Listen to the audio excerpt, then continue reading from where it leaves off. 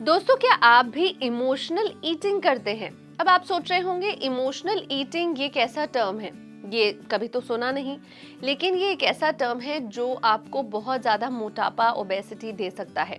तो सबसे पहले मैं दनप्रीत आप सभी का एनबीटी लाइफ के सेहत की बात में स्वागत करती हूँ और आपको बताऊंगी आज के इस वीडियो में कि इमोशनल ईटिंग अगर आप करते हैं, अगर आपको पता ही नहीं है कि आपको इमोशनल ईटिंग की हैबिट है, तो ये आपके लिए कितनी घातक हो सकती है।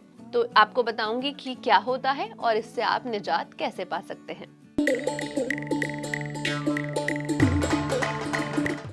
क्या आप बेहतर महसूस करने पर या स्ट्रेस को दूर करने के लिए खाना खाने लग जाते हैं?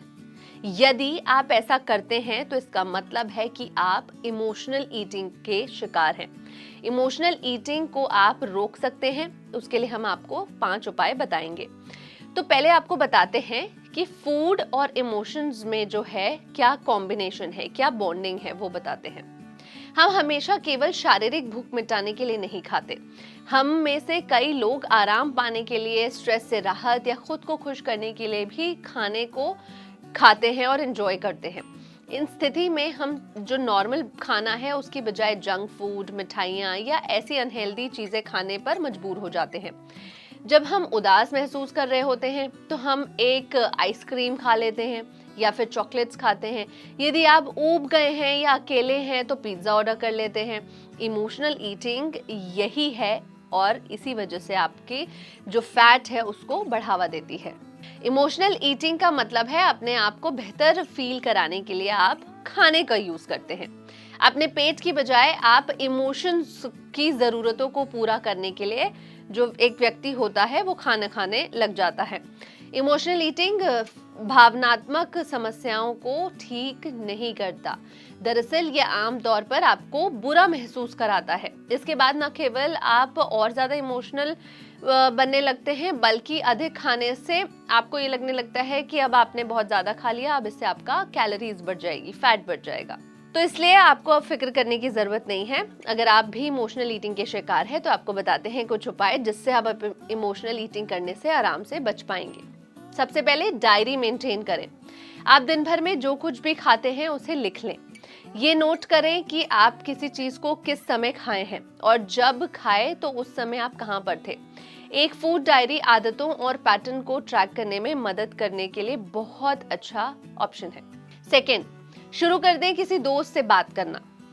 यदि किसी ने अभी अभी हैवी लंच किया है और कुछ स्नैक्स खाना चाहते हैं तो वो अपने आप से पूछे कि क्या वो भूखे हैं या उनकी जो फीलिंग्स है वो भूख के कारण बन रही है। जैसे ही कुछ खाने का मन करे उसी समय टहलना या किसी दोस्त से बात करना आप शुरू कर दें, यानी कि आप अपना दिमाग को भटकाना शुरू कर दें।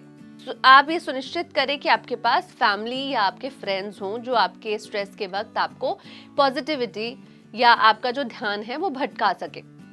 ये आपको स्वस्थ जीवन शैली यानी कि हेल्दी लाइफस्टाइल अपनाने में बहुत मददगार करेंगे और इमोशनल ईटिंग को रोकने में भी हेल्प करेंगे। हेल्दी बिहेवियर अपनाएं।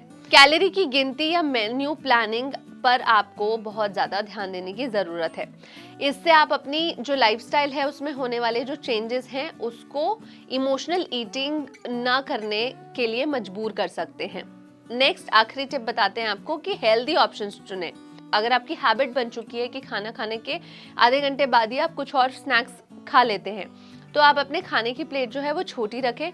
उसके बाद आप फल, कम वसा वाली सब्जियां, नट्स, यहाँ तक कि बिना मक्खन वाले पॉपकॉर्न जैसी चीजें आप फिर उसको इंटेक कर सकते हैं। तो दोस्तों, अगर आप भी इमोशनल ईटिंग के शिकार थे और आपको नहीं पता था कि इमोशनल ईटिंग क्या होती है, तो इस वीडियो में मैंने आपको बताया। अब आप खुद को चेक कीजिए कि क्या आप भी इमोशनल ईटिंग करते हैं, और अगर करते हैं तो ये जो 5 टिप्स मैंने आपको दिए उसे फॉलो करके अपनी इमोशनल ईटिंग को अपने आप से दूर कर लीजिए। साथ ही ये वीडियो अपने दोस्तों के साथ शेयर करें और एनबीटी लाइफ को सब्सक्राइब करना, बेल आइकन दबाना ना भूलें।